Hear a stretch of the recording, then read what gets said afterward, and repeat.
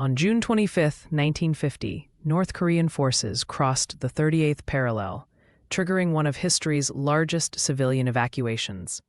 Within days, over 400,000 Seoul residents fled southward, carrying possessions in makeshift carts. The Inhodogyo Bridge became the critical escape artery despite its structural fragility.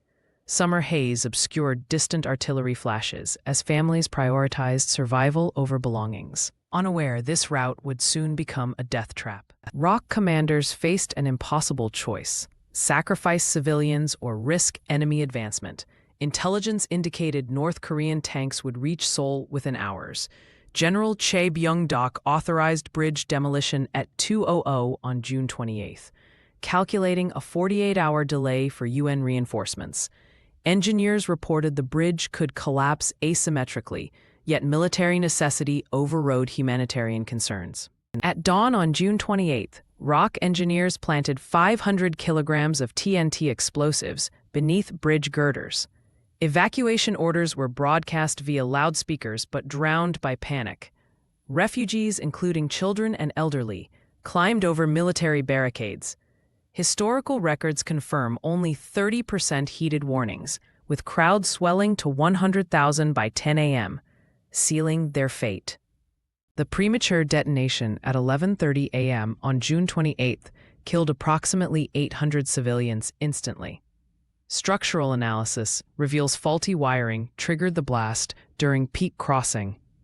Concrete spans collapsed asymmetrically, trapping 4,000 mid-crossing. Flaming debris ignited Han River oil slicks, creating secondary fires.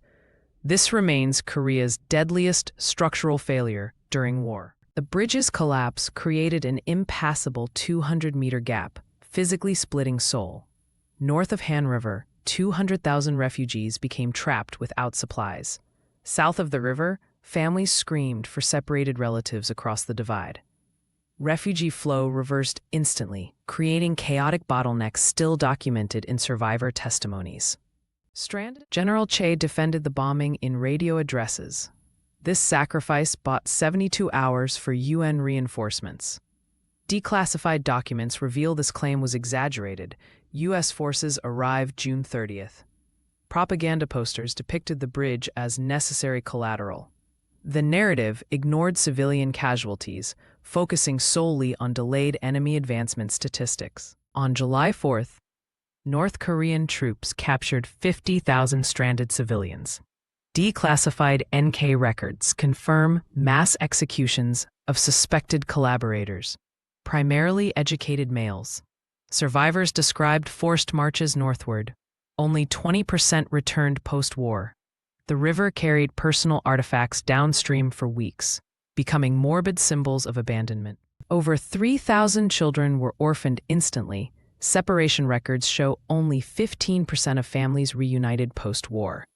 Artifacts like Kim Min-ho's diary, Father Lost on Bridge, and handmade missing posters became historical evidence. The tragedy exposed inadequate evacuation protocols influencing modern disaster response systems. Unrepaired bridge pylons stood until 1957 as psychological reminders. Annual memorials began in 1960, acknowledging the 4,200 confirmed deaths. Modern seismic studies prove the collapse pattern matched engineers' worst predictions. The incident established civilian protection protocols in ROK military doctrine, though debates about proportionality continue among historians.